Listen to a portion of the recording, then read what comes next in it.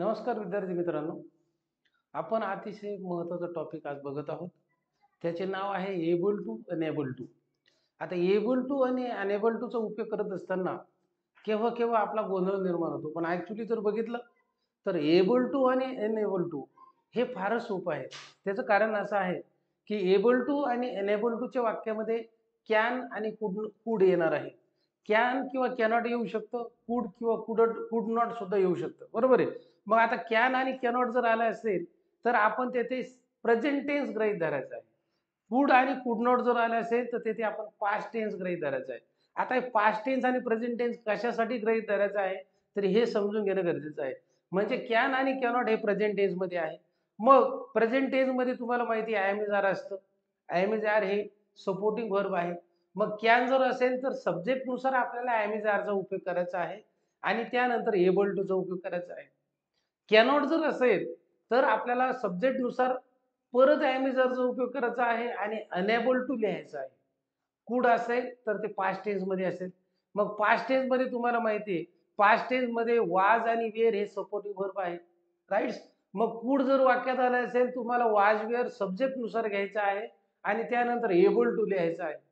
आणि कुड नॉट जर असेल तर सब्जेक्ट नुसार तुम्हाला वाज वेअर घेऊन अनेबल टू द्यायचं आहे. म्हणजे एबल टू आणि अनेबल टूचा वापर किंवा यूज शिकणं फार सोपं आहे. म्हणजे फारच सोपं आहे. कोणताही विद्यार्थी सहज वाक्य फाइंड आउट करू शकतो. विविध स्पर्धा परीक्षेमध्ये अशा प्रकारचे प्रश्न आलेलेच आहे, लक्षात घ्या. तर आपण एबल टू आणि अनेबल टू आज शिकत आहोत. तर बघूया एबल टू आणि अनेबल टूचे रूल काय आहेत, नियम काय आहेत. तर एबल टू आणि अनेबल टूचे नियम बघत असताना पहिला नियम बघा, वाक्यामध्ये कॅन येऊ शकेल किंवा कॅन आले असेल तर कर्त्यानुसार तुम्हाला एम इज आर लिहायचं आहे आणि त्यानंतर एबल टू लिहायचं आहे. वाक्यामध्ये जर कॅनॉट आला असेल तर कर्त्यानुसार तुम्हाला एम इज आर लिहायचं आहे, त्यानंतर लगेच तुम्हाला अनेबल टू लिहायचं आहे. वाक्यामध्ये जर कुड आले असेल तर कर्त्यानुसार वाज किंवा वेर घेणार आणि त्यानंतर एबल टू लिहिणार आहात. आणि वाक्यामध्ये जर कुड नॉट आलं असेल तर कर्त्यानुसार वाज वेअर प्लस अनेबल टू घ्यायचं. म्हणजे निगेटिव्ह साठी आपण अनेबल टू घेत आहोत आणि पॉझिटिव्ह साठी आपण एबल टू घेत आहोत. तर सिंपल एबल टू आणि अनेबल टूचा उपयोग आहोत. आता आपण जेव्हा प्रश्न बघू, वाक्य बघू, वाक्य बघत असताना आपल्याला हे किती सोपं आहे हे लक्षात येईल. तर वाक्य बघा, पहिलं वाक्य बघा, नियम तुम्हाला समजलेले आहे. तर पहिलं वाक्य काय आहे तर पहिलं वाक्य बघत असताना मी एकच वाक्य तुम्हाला 4 फॉर्मॅट मध्ये दाखवलेले. कॅन मध्ये आहे, कॅनॉट मध्ये आहे, कुड मध्ये आहे आणि कुड नॉट मध्ये पण आहे. म्हणजे सहज तुम्हाला फाइंड आउट करता येईल. तर पहिलं वाक्य बघा, my father can speak at least 10 languages. माझे वडील ॲटलीस्ट 10 लँग्वेजेस काय करतात, बोलू शकतात. आता इथे कॅन आहे आणि आपल्याला एबल टू लिहायचं सांगितले आहे. एबल टूचा वापर करायचं सांगितलेलं आहे. दुसरं वाक्य बघा, कॅनॉट मध्ये आहे, तेथे अनेबल टूचा वापर आहे. जेथे नॉट येईल, निगेटिव्ह सेंटेन्स असेल तिथे एनेबल टू असेल. मग आता पहिलं वाक्य आपण करूया. अतिशय सोपं. कसं करणार बघा, माय फादर, माय फादर. आता हे जे कॅन आहे हे कॅन तुम्हाला ड्रॉप करायचं आहे, लक्षात घ्या. कॅन हे प्रेझेंट टेन्स मध्ये आहे. कॅनच्या ऐवजी तुम्हाला कर्त्यानुसार एम इज आर वापरायचं आहे. माय फादर सिंग्युलर आहे म्हणून येथे माय फादर कॅन ड्रॉप करून आपल्याला इथे इज लिहायचं आहे. काय लिहायचं आहे? इज. एम लिहिता येणार नाही कारण आय करिता आपण एम घेतो, वी यू दे करिता आपण आर घेतो. आता इथं सिंग्युलर आहे आणि नाऊन आहे. राईट. माय फादर माझे वडील, म्हणून आपण इथे कॅनच्या ऐवजी इज हे सपोर्टिव्ह वर्ब घेतलेले आहे. My father is. ईच्या नंतर लगेच आपल्याला एबल टू लिहायचं आहे. Able to, able to. बस इथपर्यंतच हे करेक्शन आहे. राईट. कॅन उडवायचं आणि इज एबल टू लिहिलं, बाकीचं वाक्य as it is. Able to speak at least 10 languages. LANGUAGES, 10 languages. Correct. तर अशा प्रकारे आपण हे वाक्य इथे बनवलेलं आहे, लक्षात असू द्या. 10 लँग्वेजेस. LANGUAGES. येस. तर समोरले विद्यार्थी मित्रांनो, अतिशय सोपा प्रकार आहे हा. एबल टूचा उपयोग कसा केला आपण परत एकदा रिपीट करतो. माय फादर, कॅनच्या ऐवजी आपण इथे इज घेतलेला आहे सपोर्टिंग वर्ब. त्यानंतर एबल टू लिहिलेलं आहे आणि राहिलेलं वाक्य जसं तसं. आता दुसरं वाक्य बघा, my father cannot speak at least 10 languages. आता इथे कॅनॉट आहे म्हणजे वाक्य निगेटिव्ह आहे. निगेटिव्ह जर असेल तर तिथे अनेबल टूचा वापर होतो. मग आता वाक्य कसं तयार करणार आपण? माय फादर इथे कॅनॉट आहे. कॅनॉट आपल्याला ओढवायचं आहे. कॅनॉटच्या ऐवजी आपल्याला सपोर्टिंग वर्ब घ्यायचा आहे सब्जेक्ट नुसार. माय फादर नाऊन आहे, सिंग्युलर आहे, म्हणून येथे सिंग्युलर नाऊन आहे म्हणून येथे इज सपोर्टिंग वर्ब घेणार आहोत आपण. My father is. त्याच्यानंतर कॅनॉट म्हणजे निगेटिव्ह सेंटेन्स आहे. अनएबल टू घ्यायचं. Unable to correct. म्हणजे कॅनॉट असल्यामुळे आपण अनएबल टू लावलेलं आहे. म्हणजे इज अनएबल टू. पुढे वाक्य जसंच आहे तसं. Speak at least 10 languages. ॲटलिस्ट आता इथे 10 लँग्वेजेस म्हणूया. TEN 10 languages. LANGUAGES. दोन्हीमध्ये फरक बघा. दोन्हीमध्ये काय फरक आहे? येथे आपण इज एबल टू लिहिलेलं आहे, इथे आपण इज अनएबल टू लिहिलेलं आहे. कारण इथे कॅन आहे, येथे कॅन नॉट आहे. राईट. कॅन नॉट जर असेल तर अनएबल टू होतं. म्हणजे वाक्य निगेटिव्ह असेल तर अनएबल आणि पॉझिटिव्ह असेल तर एबल. आता कॅन असल्यामुळे आपण इज ठेवलेले आहे. हेच वाक्य आपण आता पास्ट टेन्स मध्ये कन्वर्ट केलेलं बघा. म्हणजे भूतकाळामध्ये हेच वाक्य आपण घेतलेले तुमच्या लगेच लक्षात येईल. माय फादर कुड स्पीक ॲटलिस्ट 10 लँग्वेजेस. आता इथे कुड वापरलेला आहे आणि इथे कुड नॉट. पहिल्या वाक्यामध्ये कॅनॉट होतं म्हणजे वर्तमान काळ आलेला होता, म्हणजे प्रेझेंट टेन्सचं वाक्य होतं. आता इथे पास्ट टेन्सचं वाक्य आहे. तुम्हाला माहिती आहे पास्ट टेन्स मध्ये वाज आणि वेअरचा उपयोग होतो. करेक्ट. मग आता हे जे वाक्य आहे हे वाक्य आता आपण कसं करणार आहोत? तर बघा हे वाक्य बघून घ्या. माय फादर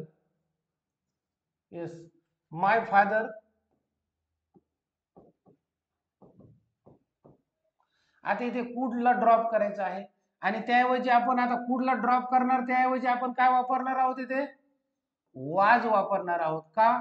माय फादर सिंग्युलर नाऊन आहे. माय फादर वाज एबल टू. इथे निगेटिव्ह वाक्य नाही म्हणून माय फादर वाज able to speak at least 10 languages. LANGUAGES 10 languages. समजलं तुम्हाला हे वाक्य? 3 नंबरचं वाक्य कसं बनवलं आपण? येथे पास्ट टेन्स आहे वाक्यामध्ये. माय फादर कुडला आपण ड्रॉप केलेला आहे, कुडचा लोप केलेला आहे. कुडच्या ऐवजी आपण वाज घेतला आणि लगेच आपण एबल टू वापरलेला आहे आणि राहिलेलं वाक्य ॲज इट इज. म्हणजे वाक्य कसं तयार झालेलं आहे? My father was able to speak at least 10 languages.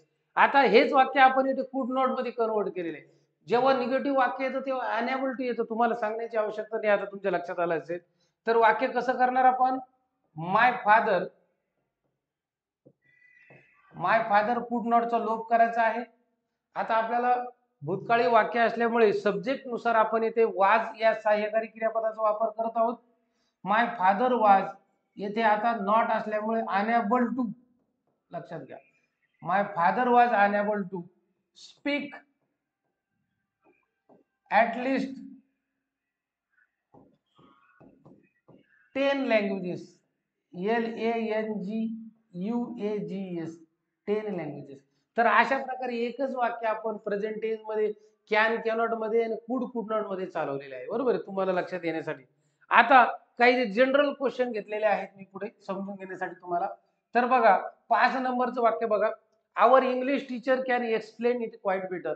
याचं आपल्याला एबल टू अनएबल टू मध्ये रूपांतर करायचं आहे. आपण जर वाक्यामध्ये बघितलं तर इथे कॅन आलेलं आहे म्हणजे वाक्य पॉझिटिव्ह आहे, म्हणजेच वाक्यामध्ये एबल टूचा उपयोग होईल. वाक्यामध्ये जर कॅनॉट जर असतं तर आपल्याला अनएबल टूचा वापर करावा लागला असता. बरोबर. मग आता वाक्य कसं होणार आहे? तर बघा आवर इंग्लिश टीचर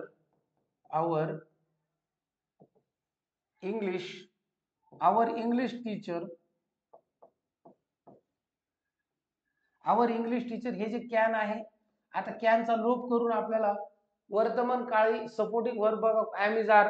तर इज आहे का आय एम आहे का आर आहे येते? तर आवर इंग्लिश टीचर इज तुम्हाला माहिती नाऊन आहे, सिंग्युलर नाऊन, म्हणून येथे इज या सपोर्टिंग वर्बचा वापर होईल आणि त्यानंतर लगेच एबल टू म्हणजे इज एबल टू हेच आपला आन्सर आहे ऍक्च्युअली बघितलं तर. राईट. आणि राहिलेलं वाक्य जसं तसं explain EXPLAIN explain it quite better. BETTER. म्हणजे वाक्य कसं झालं, our English teacher is able to explain it quite better. आता एखादं पुढचं वाक्य बघा, 6 नंबरचं वाक्य बघा कसं आहे. द प्लेयर्स कुड शो देअर बेटर स्किल्स. हे वाक्य जर बघितलं तर इथे एबल टूचाच उपयोग होणार, पण पास्ट टेन्स मध्ये वाक्य आहे कारण वाक्यामध्ये कुड आहे. मग पास्ट टेन्स मध्ये वाक्य असेल तर वाज किंवा वेअरचा उपयोग होईल. आता इथे वाक्य बघा, द प्लेयर्स PLAYERS प्लेयर्स हे अनेक वचनी सब्जेक्ट आहे प्लेयर्स. मग अनेक वचनीसाठी आपल्याला कुड ड्रॉप करून सपोर्टिंग वर्ब सुद्धा अनेक वचनीच घ्यावं लागेल. मग आता सपोर्टिंग वर्ब कोणतं राहणार, वेअर. वाज आपण घेऊ शकणार नाही का, कारण वाज हे सिंग्युलर साठी आहे, वेअर हे प्लुरल साठी आहे. सब्जेक्ट द प्लेयर्स आहे, द प्लेयर्स वेअर, आणि लगेच आपल्याला एबल टू लिहायचं आहे. Able to, yes or no, able to. बघा, the players were able to, पुढचं वाक्य जसंच तसं, show their better skills. Better SKILLS, better skills. म्हणजे वाक्य कसं बनवलं आपण, द प्लेयर्स कुड चा आपण इथे लोप केलेला आहे, कुडच्या ऐवजी आपण वेअर वापरलेला आहे सपोर्टिंग वर्ब, कारण पास्ट टेन्स मध्ये कुड आहे. मग पुढे लगेच एबल टू लिहून वाक्य कंप्लीट केलेलं आहे. The players were able to show their better skills. तर अशा प्रकारे 6 नंबरचं आपण इथे वाक्य सोडवलेलं आहे. त्यानंतर आता पुढचं वाक्य बघूया. पुढचं वाक्य बघा, I can speak English fluently. हे येथे आपल्याला कॅन वाक्यात आलेलं असल्यामुळे प्रेझेंट टेन्स वाक्य आहे, म्हणून इथे आपल्याला एम इज आर चा वापर करायचा आहे कर्त्यानुसार, आणि लगेच आपल्याला एबल टू चा यूज करायचा आहे. तर आता हे वाक्य असं होणार, आय इथे कॅन आहे तर कॅनचा लोप होणार, आय आल्यामुळे आपल्याला एम चा वापर करावा लागणार, आय एम, आणि लगेच पुढे एबल टू ठेवा, आय एम एबल टू, आणि राहिलेलं वाक्य जसं speak English fluently. Speak English म्हणजे बघा, स्पीक इंग्लिश फ्लुएंटली जसंच्या तसं लक्षात घ्या. Speak English ENGLISH fluently, FLUENTLY, speak English fluently. म्हणजेच I am able to speak English fluently. हे वाक्य आपण कसं तयार केलं, तर आय कॅनच्या ऐवजी आपण ऍमचा वापर केलेला आहे, कॅन ड्रॉप केलेलं आहे, कारण कॅन हे प्रेझेंट टेन्सचं प्रेझेंट फॉर्म आहे. प्रेझेंट टेन्सचा फॉर्म आपण एम मध्ये कन्वर्ट केलेला आहे. त्याचं कारण असं की करता हा आय आहे, आय साठी प्रेझेंट टेन्स मध्ये एमचा वापर करतात, आणि लगेच आपण एबल टू वापरलेला आहे, आणि स्पीक इंग्लिश फ्लुएंटली म्हणजे वाक्य तयार झालं, I am able to speak English fluently. तर अशा प्रकारे आपण एबल टू आणि अनेबल टू चा उपयोग शिकलो. एबल टू आणि अनेबल टू चा उपयोग फारच सोपा आहे. तुम्ही फक्त 2 शब्द लक्षात ठेवणं गरजेचं आहे. कॅन आणि कॅनॉट हे प्रेझेंट टेन्सचे 2 शब्द आहेत, आणि कुड आणि कुड नॉट हे 2 जे वर्ब आहे म्हणजे सपोर्टिंग वर्ब, हे जर तुमच्या लक्षात असेल तर तुम्हाला टेन्स मध्ये कर्त्यानुसार सहाय्यकारी क्रियापद किंवा सपोर्टिंग वर्ब कसं घ्यायचं हे लक्षात येईल. कॅन असेल तर तुम्ही प्रेझेंट टेन्स गृहीत धरायचा आणि कर्त्यानुसार आय एम इज आर चा वापर करायचा आणि पुढे एबल टू लिहायचा आहे. कॅनॉट जर असेल तर कॅनॉटच्या जागी तुम्ही कर्त्यानुसार आय एम इज आर चा वापर करायचा आहे आणि पुढे अनेबल टू लिहायचा आहे, कारण नॉट हे काय आहे, निगेटिव्ह आहे, म्हणून आपण अनेबलचा उपयोग करतो. त्यानंतर कुड जर असेल तर कुड हे भूतकाळी वाक्य आहे, मग कुड ड्रॉप करून आपण वाज किंवा वेअर कर्त्यानुसार घ्यायचं आहे आणि पुढे एबल टू लिहायचं आहे. आणि कुड नॉट जर असेल तर वाज वेअर घेऊन म्हणजे कर्त्यानुसार वाज वेअर घेऊन आपल्याला अनेबल टू लिहायचं आहे. इन शॉर्ट मध्ये शालेय जीवनामध्ये एबल टू आणि अनेबल टू तुम्हाला गेलेला आहे. अतिशय सोपा प्रकार आहे हा. मला असं वाटतं की हा प्रकार तुम्हाला समजलेला असावा. अशा प्रकारे आपण जवळजवळ 7 क्वेश्चन 7 वाक्य आपण इथे समजून घेतलेले आहे. एबल टू आणि अनेबल टूचा वापर येथे जवळजवळ संपलेला आहे. मला असं वाटतं प्रत्येक विद्यार्थी अशा प्रकारचे प्रश्न सोडू शकतो, कारण फक्त 4 नियम जर तुम्ही लक्षात ठेवले तर एबल टू आणि अनेबल टू चे वाक्य तुम्ही सहज सोडू शकता. विविध स्पर्धा परीक्षेमध्ये असलेले प्रश्न शोधा, फाइंड आउट करा आणि करेक्ट आन्सर लिहिण्याचा प्रयत्न करा. तर मला असं वाटतं की आता हा एबल टू अनेबल टू उपयोग इथे संपलेला आहे. आपला अधिक वेळ न घेता मी येथे थांबतो, तुमची रजा घेतो. Thank you so much.